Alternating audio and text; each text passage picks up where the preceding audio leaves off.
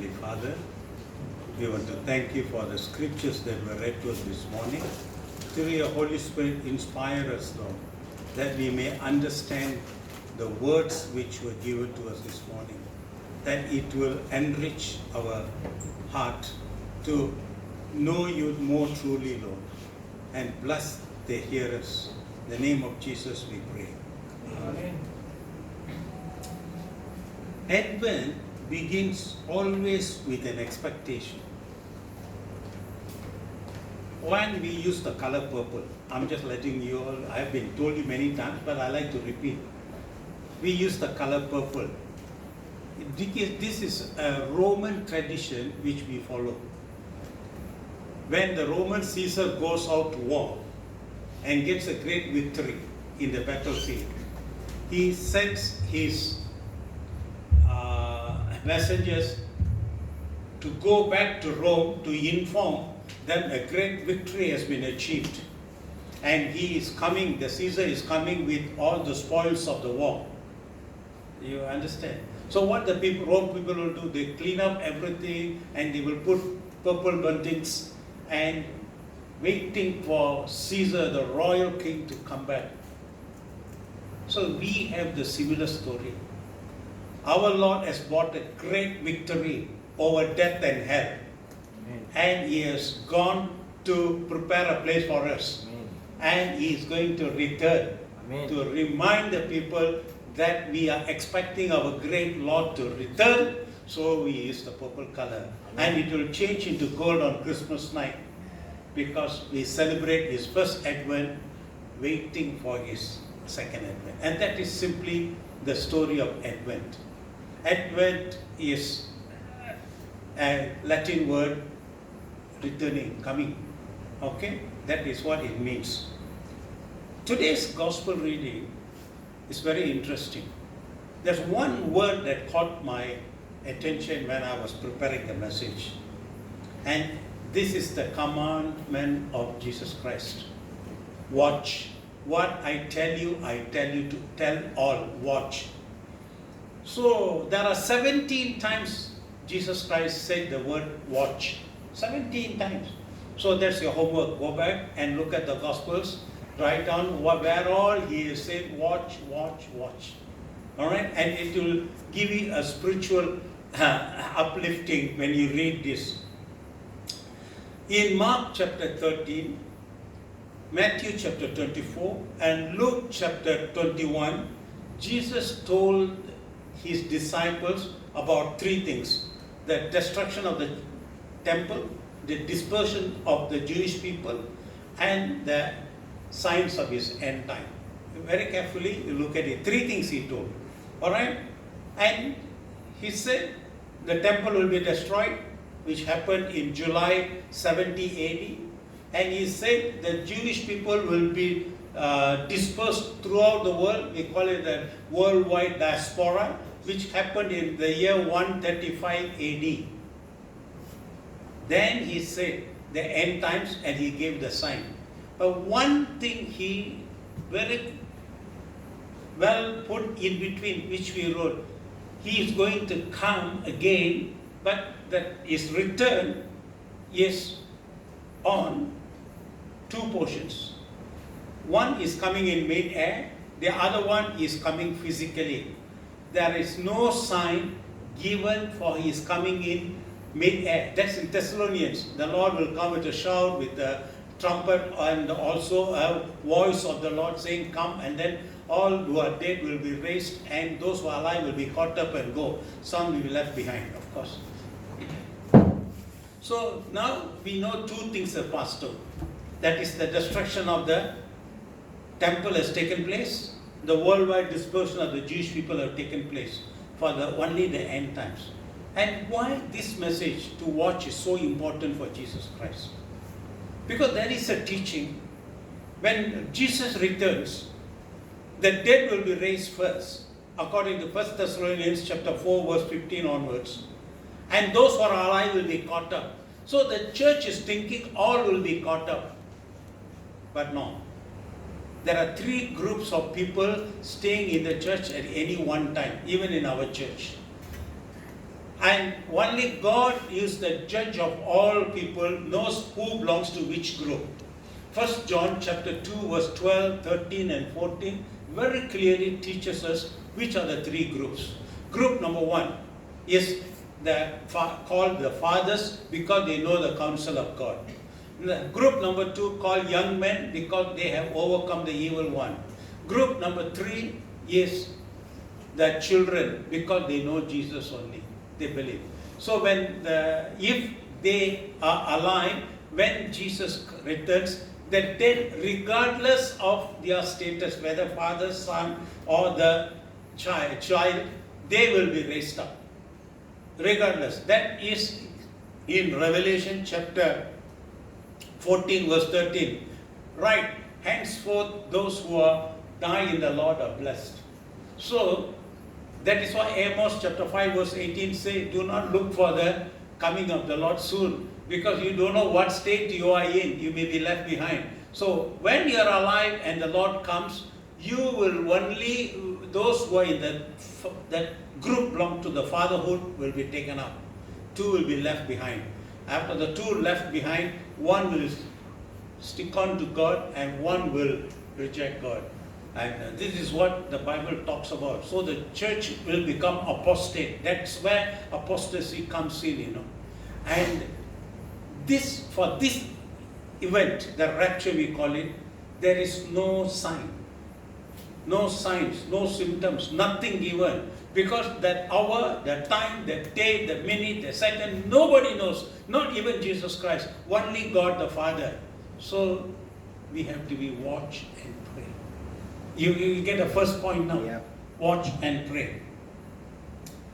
And so today Jesus Christ talked about, first he inserted this, nobody knows the time, then he gave the sign and then he says, this will happen, and therefore watch and pray. What is he telling? In case the Lord's rapture takes place today, and if we are left behind, you must be prepared. Because God says he loves everybody. And many people think after rapture nobody will be saved. But I tell you, according to the Bible, Revelation chapter 14 verse 6, after the rapture has taken place, the angels, that means those who are raptured, they will return and preach the gospel.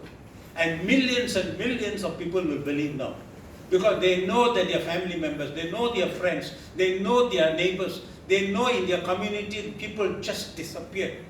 And the whole world has changed upside down. And Antichrist has taken over power. And at that time, this gospel will be preached. And many will believe. And that is a very interesting news. And that is why God loves us so much. He knows some of us will fail. Like Peter failed.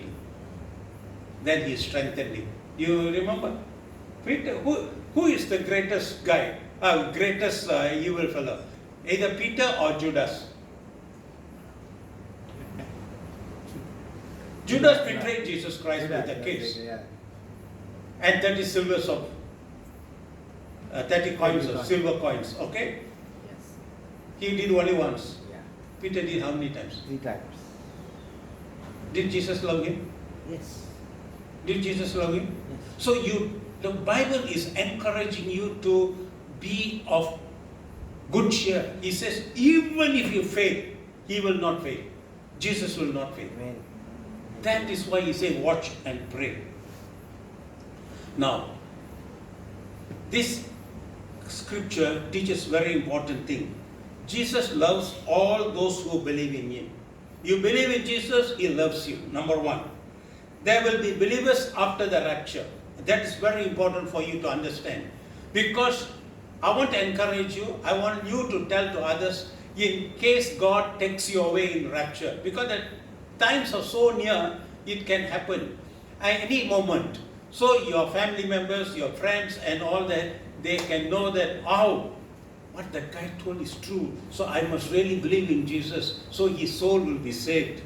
Since the period between rapture and physical return of Christ is short, Jesus Christ is laying out what is going to happen. And you can read it, you can Google it, you can read it, you can find it. But I'm going to talk about the word watch. Jesus told we must watch. What does watch mean in Scripture? There are two Greek words used for watch in the Bible, in the Gospel. Two Greek words. Georgio, adjurnio. There are two words.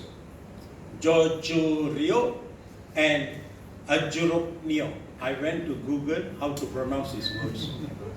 Greek words. Well, if I want to, I will say Gregorio and Agrio, but the Google Translate, they teach you how to pronounce the words. So these are the words. Georgio means to stay awake. Listen very carefully. Georgio means to stay awake. Adjurnio means sleeplessness. Sleeplessness. Actually, it means the same. If you stay awake, you don't sleep, do you? But actually there are, though they convey a similar meaning, a lot of difference in between. Now, in Gethsemane, when the Lord told the disciples to watch and pray, and he used the word adjurnio, don't sleep, I'm praying, you also pray. They fell asleep. You remember? They were, because you know why they fell asleep? Do you know? They just had Passover meal. What did they drink? Wine. You take too much of wine, you'll feel sleepy. And they drank a lot of wine, and then, you know, the Greek is very beautiful. It's written there, their eyelids were laden with sleep. They couldn't keep it up. And it's exactly like people who are drunk, he cannot, and they drank. And Jesus said, I will not drink this wine till I see you in the kingdom of God. So that's one. So don't tell, don't go and say, Dr. Lakshman said, they all drunk and all that, so I also can drink. No. I'll tell you a different story. Don't get mixed up with alcoholism and drinking wine. All right. Actually, the Bible is very much talks about taking wine. And Paul writing to Timothy said, for your gastric pain, take wine, alcohol. Doctors are here, so they will know. Because we believe no bacteria can survive in an environment of acidicity. Correct? But Helicobacter pylori stays in duodenum, correct? And stomach, and it's full of hydrochloric acid. So it can survive in acid. So to kill it, you must take wine, alcohol. And that is why the G pump in the intestine that gives you the acidity higher.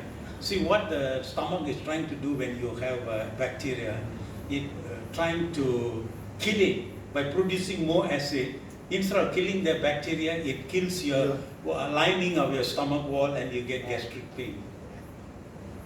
When you put the wine, then it helps to kill the bacteria, so the stomach, that we call it the G pump, that doesn't work, So you become normal. See, Bible is full of knowledge. Only problem is we just read and we don't think about it. All right, let's be there. All right. So when Jesus found his disciples sleeping in Gethsemane, he told them to watch. Adjurnio.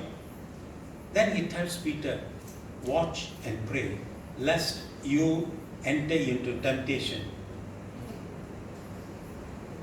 That temptation was that night, it was coming, Jesus knew. What was the temptation for Peter?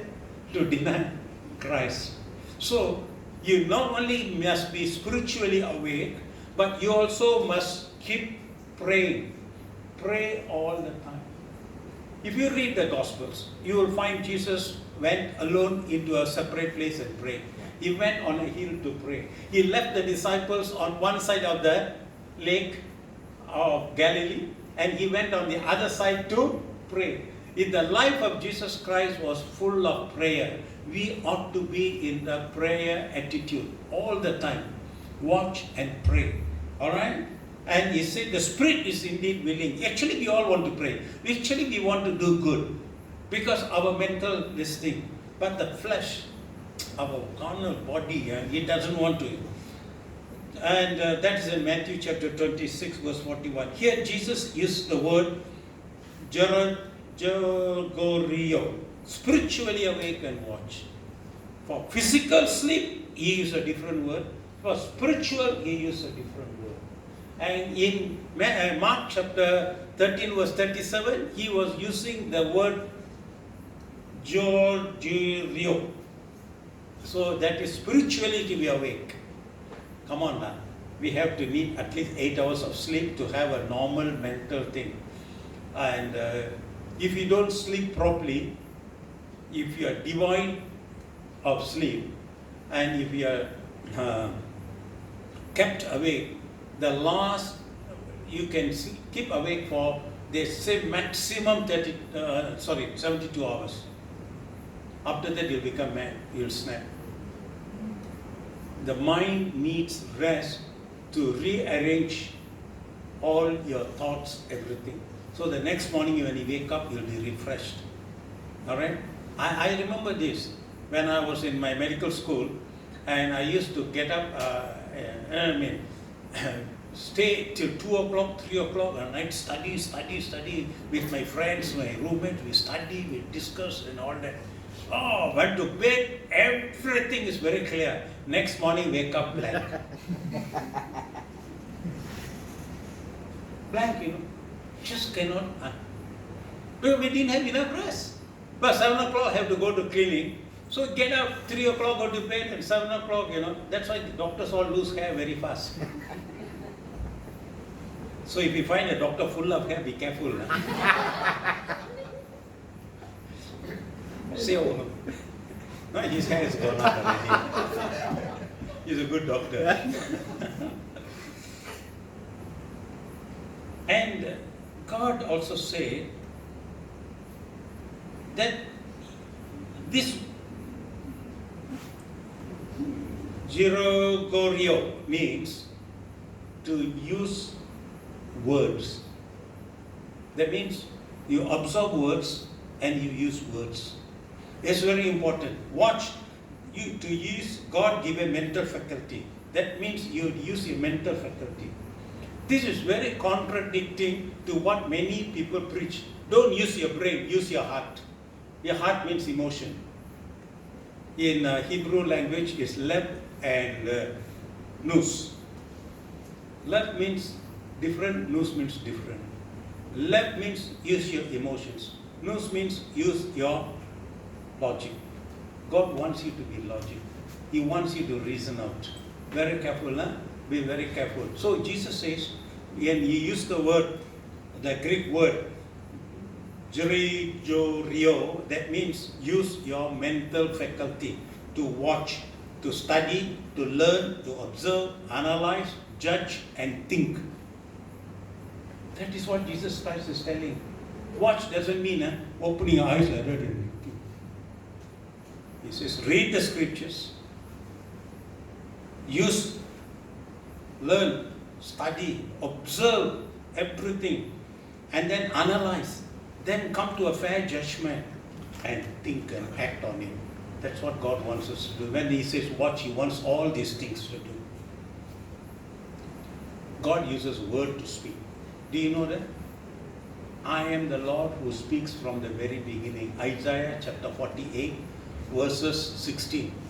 I was not silent. I spoke from the very beginning. You know why God spoke? You know why God spoke? God spoke because words have power. God's word has power. Now, you have to read. If you read and then you think about it, then you regurgitate, it becomes word. Correct or not? Yeah. So we absorb all what God is given us in this book.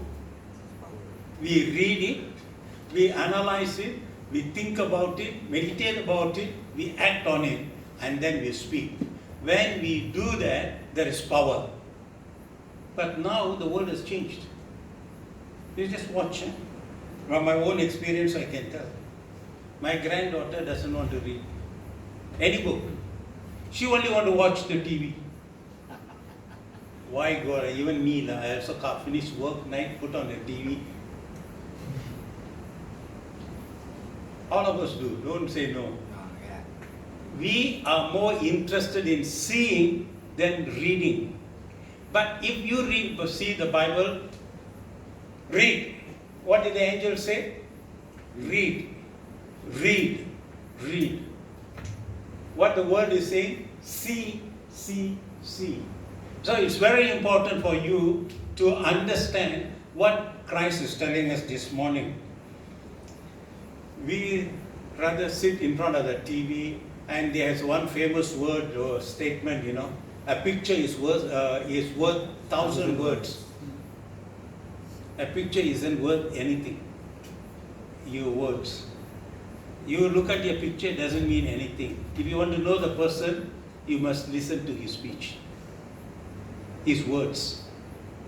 Alright? If you don't speak, nothing happens. When I was a doctor working in the hospital, when we give anesthesia to the patient and the operation is done, I see the anesthetist slapping, calling the name. What is your name? What is your name? Because they can see her. They can see the screen, her BP is okay, her heart rate, everything is okay. But yet the doctor wants to hear his voice. Correct or not? We have seen or not? The anesthetist will tell them, what's your name? Hello, wake up. And after that, once you speak, then she say, take up. Operation done 10 minutes ago, finish already. But that patient is till the anesthetist makes sure he hears your voice. The words proves that your cognitive powers are okay, you know your presence, you know where you are. That is very important. Words are very, very, very important. That is why your words are so important. They said, listen 3 times, think about it 4 times, but speak only once. Alright? Yeah. How many times you must hear? Listen 3 times. Then? Think about it 4 times. Then? Only speak once. Speak. 3 plus 4 is 7 completed already. Then, if necessary, you speak. One Japanese theologian wrote, I forgot his name, he's a famous theologian. Preach the gospel with words as the last resort. Oh, yes. First you live and you speak well and all that. And if that doesn't work, then only you preach the gospel. So your personal conduct is very important. Christ, in this word watch, he commanded 4 things. Take heed to what he has just said. That's why I was telling, listen. He said, take heed. Heed means, the English word heed means, pay close attention to every syllable that comes. Not word, every syllable. Apple means apple. So apple. So that is syllable. He said that is what the heed means, says what. Every word you must listen. Why? Because man shall not live by bread alone, But by every word that proceeds from the mouth of God. Okay. And watch for the signs he outlined. You must be politically aware. You must be socially aware of what's happening. You may not be interested in politics, but at least socially you must be aware. I will tell you what is happening socially is written in, just give me a minute, I'll take for you. 2 Timothy chapter 3, if you go back and you read, this is what will happen in the society. Paul writing, and he says in 2 Timothy chapter 3, he says, but know this, that in the last days, perilous times will come. For men will be lovers of themselves, lovers of money, boasters, proud, blasphemous, disobedient to parents, unthankful, unholy, unloving, unforgiving, slanderous, without control, brutal, despisers of good, traitors, headstrong, haughty, lovers of pleasure rather than lovers of God, having a form of godliness but denying its power, and from such people turn away. This is what happening today in the society. So when Jesus Christ used the word and said, watch, he was not only saying, listen to what God says, look at your society, how it behaves. If these are the things that happen, there are many other things, physical things in Matthew chapter 24, he said there will be tsunamis, there will be earthquakes and all that. Here also he said the earth will be shaken and the heaven will be shaken, meteorites will hit. Many things are there.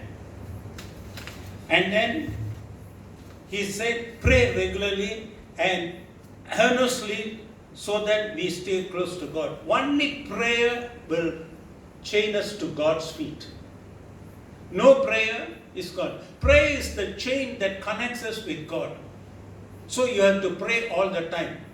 When you wake up, you pray. When you go to bed, you pray. When in the middle of the night you wake up, you say a prayer, Lord, thank you for the sleep. Give me some more sleep and go to sleep. That's what I do. You know, my age, once you wake up 2 o'clock at night, you will not go back to sleep, you know. So I'm very worried about it. So always when I wake up, I go to bathroom and I come back, I say, Lord, please give me another few hours of sleep. And I sleep soundly. Because the Lord is good. Amen. That's why you say, taste and see the Lord is good. He is sweeter than the honey in the rock. Alright? So you must pray continuously. See, prayer is our life. Prayer is our communication with God. Prayer gives us assurance that God is and He is listening to our prayers. Number 4, when he said, watch, keep doing God's work. Keep doing God's work.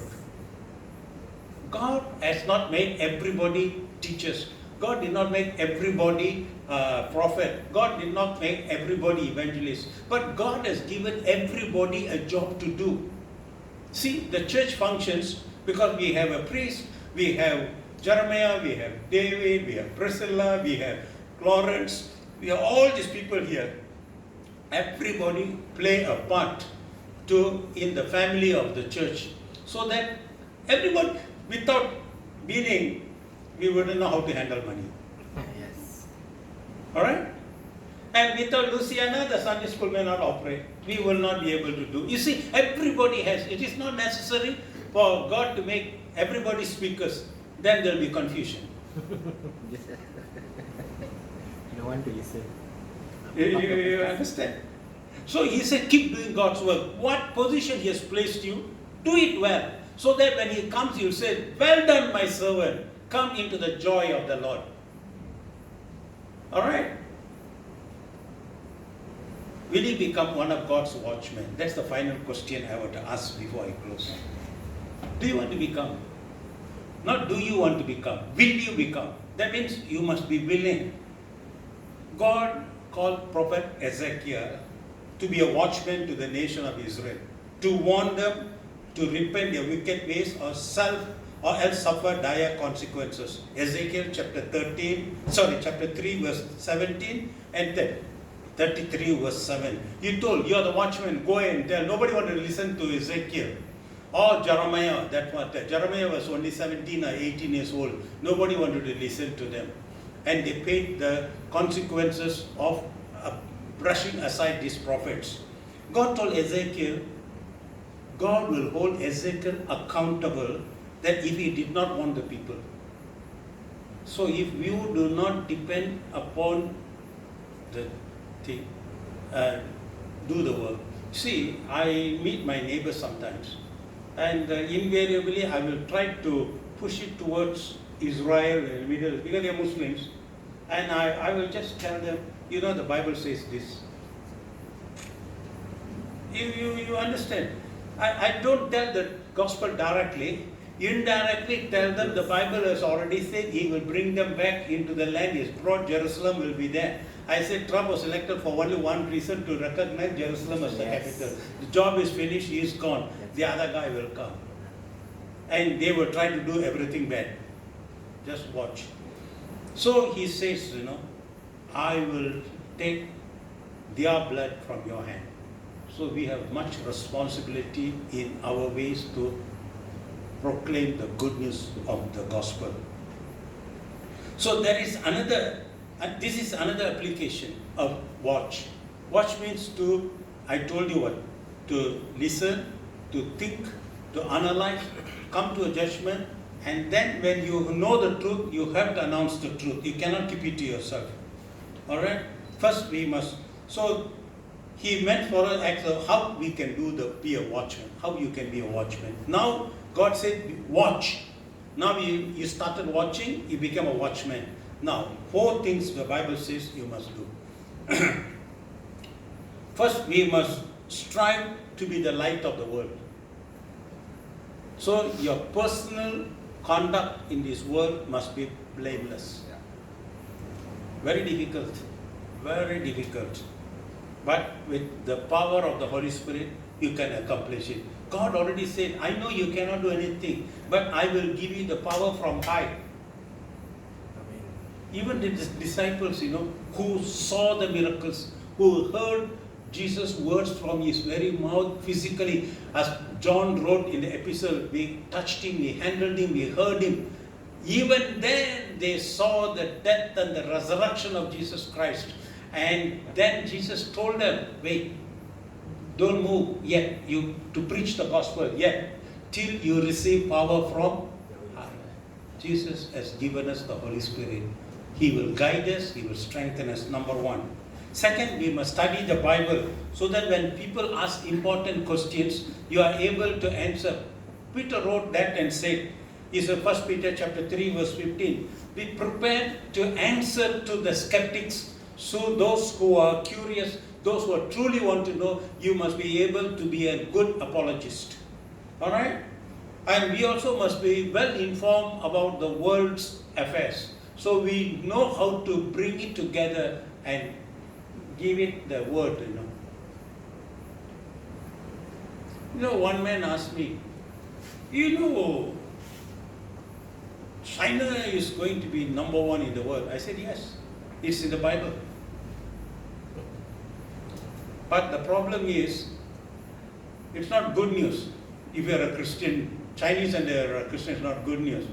Because they will march an army of 200 million people to Middle East because they want to counter the Western troops that will come in. If you read Daniel, you will see the kings of the north, kings of the east. And whom they want to fight? These 2 forces will join together to find Jesus Christ. Fight Jesus Christ, not find, fight. The Bible says. So I say China will become, not India. India will not become a force. You know why? Because they are idol worshippers. The Bible is very clearly teaching it. If you are idol worshippers, I will bring your thoughts to naught. N-A-U-G-H-T. That's what I say. And how do I know China is anti-Christian? The ruling party, not the people, okay? There are 100 and over million Chinese Christians who are faithful. They work, they praise and worship the Lord Jesus Christ underground. Next level. And if they know that you are a Christian in China, not that officially sanctioned church, but the true Bible-believing Christian, if you are working, they will take away a job. They will not give you permit to travel. They are under persecution.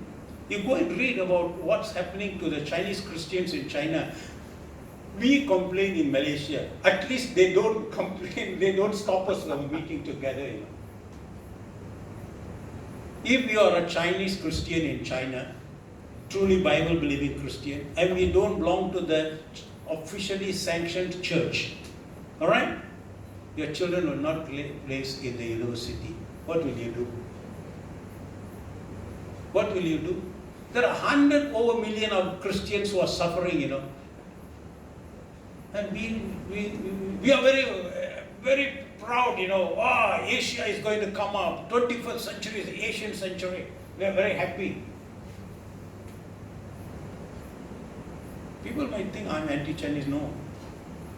I have Chinese in my family. My nephew and nieces all married to Chinese girls and Chinese men. So I cannot be against my own people. Alright? But this is what the Bible says. So you must be aware of what's happening in the world. Alright? Then, third thing, we must learn how God is using His church to go into all the world and preach the good news to all creation. Do you know the story of Hudson Taylor, the evangelist who went to China and started China Inland Mission? Hudson.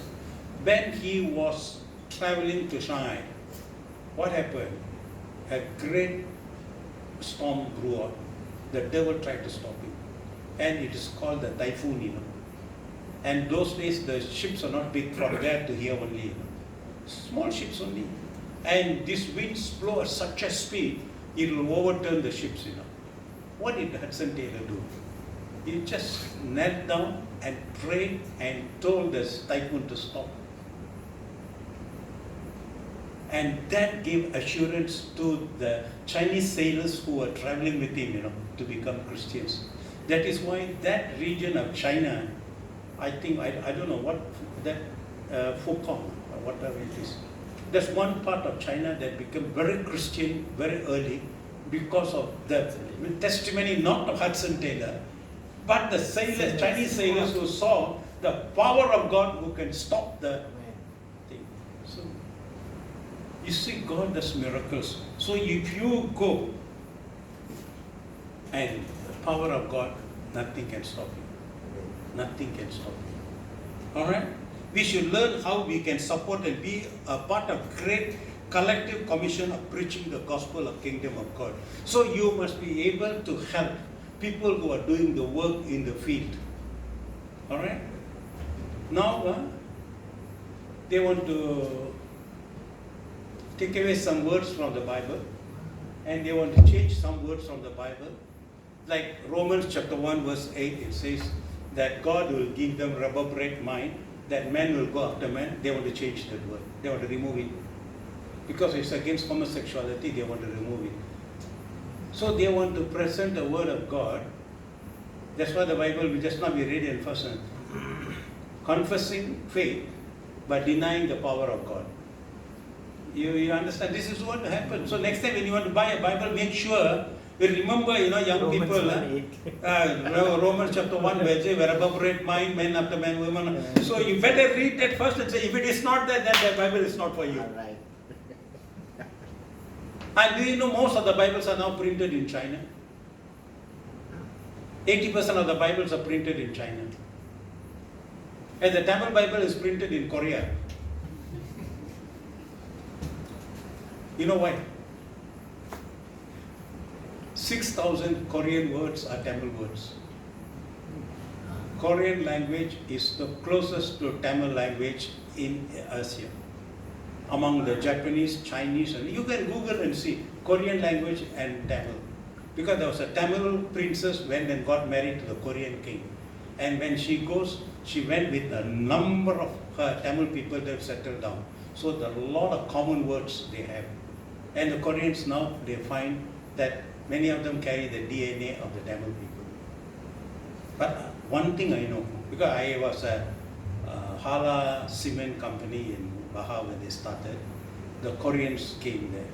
The one thing I noticed the Korean, and I can surely, at that time I didn't know there was connection. Now I read about it. I knew only one thing. They drink like Tamils.